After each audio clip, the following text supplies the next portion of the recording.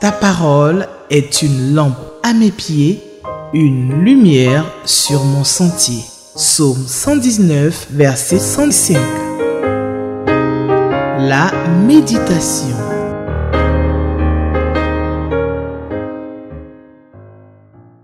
Chers téléspectateurs de Espérance TV, je vous souhaite la bienvenue à notre temps de méditation et nous sommes heureux que vous preniez ce temps pour partager ce moment de méditation avec nous. La parole de Dieu dit « Heureux celui qui médite la parole de Dieu jour et nuit ».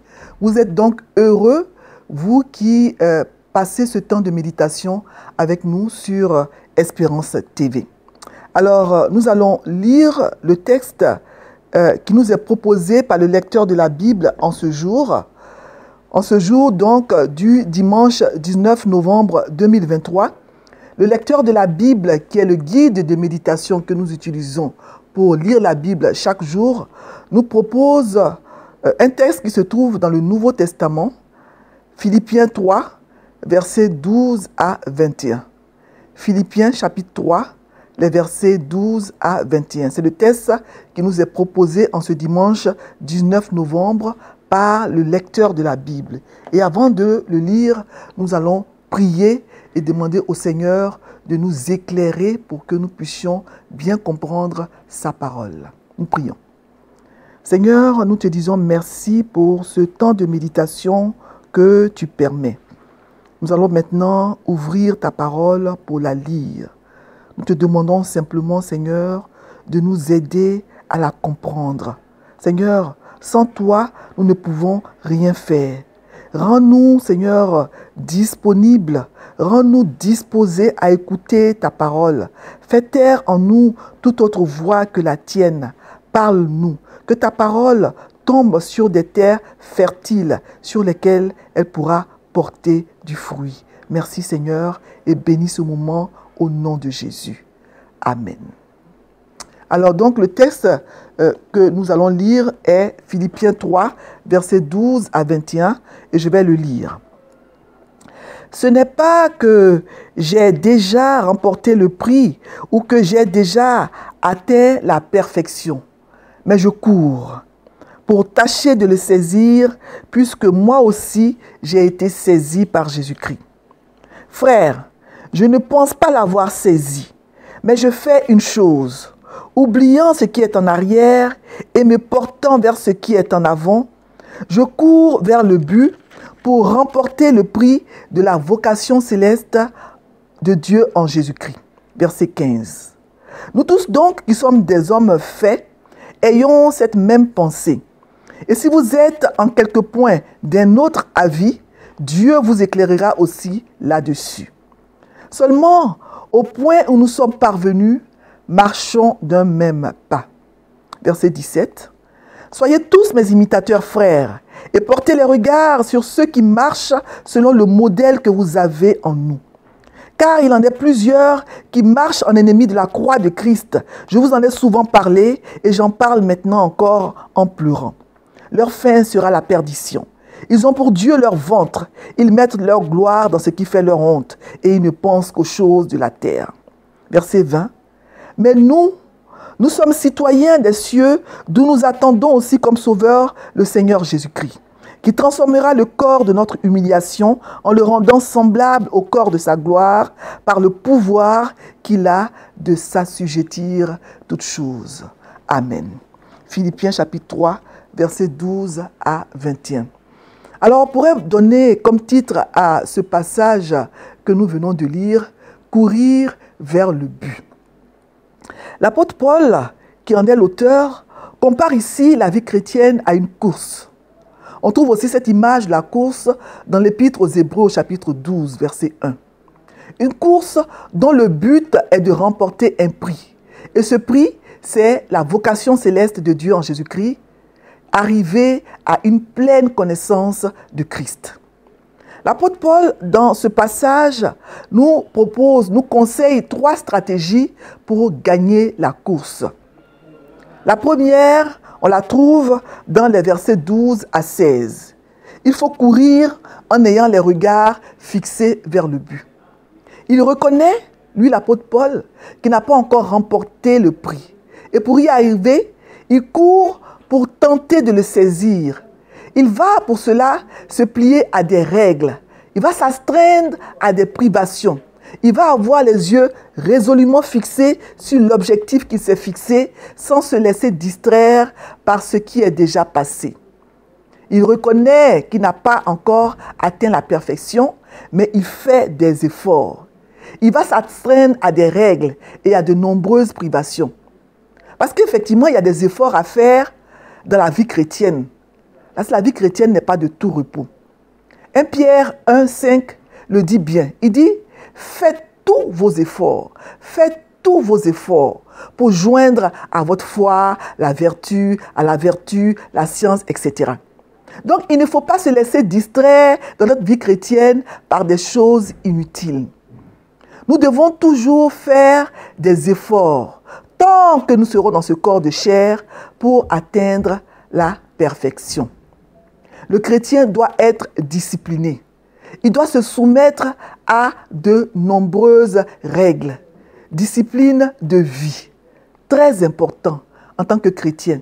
On ne peut pas vivre sa vie chrétienne, par exemple, sans lire sa Bible chaque jour. Il y a beaucoup de chrétiens qui sont des chrétiens qu'on appelle des chrétiens du dimanche, qui ne lisent la Bible que quand ils vont le dimanche à l'église.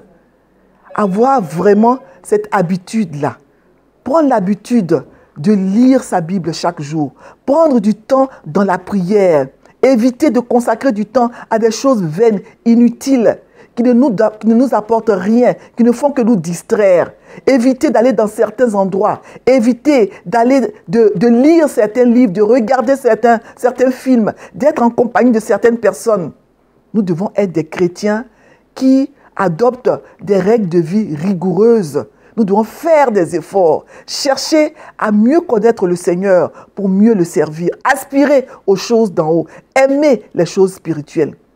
Il faut oublier les succès, les fautes du passé, chercher toujours à faire mieux, et cela chaque jour jusqu'à notre dernier souffle. Il ne faut pas donc s'arrêter au succès que nous avons déjà eu, mais chercher toujours à aller plus loin, chercher toujours à faire mieux. Ça, c'est la première stratégie. La deuxième stratégie va du verset 17 jusqu'au verset 19. Elle est celle-là, il faut suivre les bons modèles. Paul dit ici aux Philippiens d'être ses imitateurs. Il avait dit la même chose aux Corinthiens. Dans 1 Corinthiens 11, 1, il dit « Soyez mes imitateurs, comme je le suis moi-même de Christ. » Donc Paul se donne en exemple aux Philippiens. Il ne le fait pas par orgueil pour dire que lui, il est parfait, non. Mais il le fait pour que les Philippiens aient un exemple humain, fait de chair et de sang comme eux sous les yeux à imiter. Il pouvait le dire parce que lui, Paul, il était lui-même un imitateur du saint modèle qui est Jésus-Christ. Les chrétiens plus avancés dans la foi devraient pouvoir être des modèles pour les chrétiens plus jeunes. Des modèles dans la façon de se conduire, des modèles dans la façon de s'habiller, de parler, des modèles donc en parole, en conduite, en charité, en foi, en pureté, comme l'apôtre Paul le recommande à Timothée dans 1 Timothée 4, 12. Il est important d'avoir de bons modèles pour ne pas suivre les faux modèles, les gens qui sont des ennemis de la croix de Jésus. Ces personnes ne pensent qu'à gagner, à faire du profit, ne pensent qu'aux choses de la terre. Ce sont des personnes intéressées. Et l'évangile qu'elles annoncent est souvent truffé de faux enseignements qui ne sont pas basés sur la parole de Dieu. Je prends l'exemple de l'évangile de la prospérité qui séduit beaucoup de gens aujourd'hui, même dans l'église, mais qui n'est pas conforme aux enseignements bibliques, n'est pas conforme à ce qui est écrit dans la parole de Dieu. Et la troisième stratégie que l'apôtre Paul propose, elle va donc du verset 3 au 20, on la trouve dans les versets 20 à 21, c'est se rappeler. Il faut toujours se rappeler que nous sommes des citoyens des cieux. Nous sommes certes des personnes qui habitent sur la terre, mais notre patrie, notre vraie patrie est dans les cieux. Nous sommes des citoyens des cieux. Nous ne devons pas oublier que nous sommes des pèlerins. et des voyageurs sur la terre, comme 1 Pierre 2,11 le dit. Notre vraie patrie est dans les cieux. Mais avant d'y arriver, nos corps vont subir un grand changement. Ce changement aura lieu à la venue du Seigneur. 1 Corinthiens 15 en parle. Nos corps d'humiliation, ils vont être transformés en corps glorieux. Notre attitude est donc une attitude d'attente du Sauveur, attendre le Seigneur Jésus qui va venir des cieux.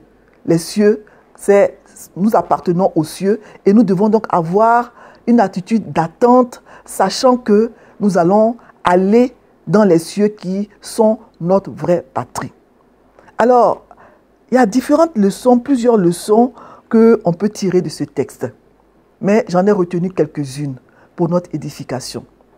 D'abord, savoir que la vie chrétienne est une vie dans laquelle on doit faire des efforts. Il y a des moments où on n'a pas envie de prier.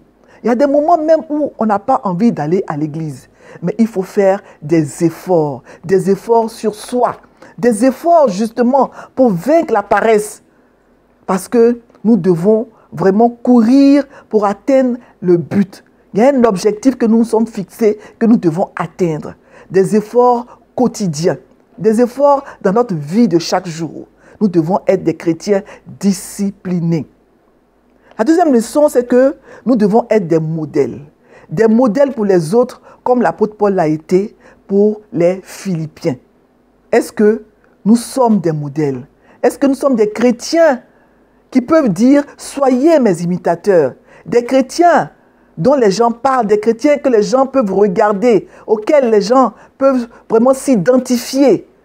Que le Seigneur nous aide à être des modèles dans notre marche chrétienne, dans notre vie chrétienne.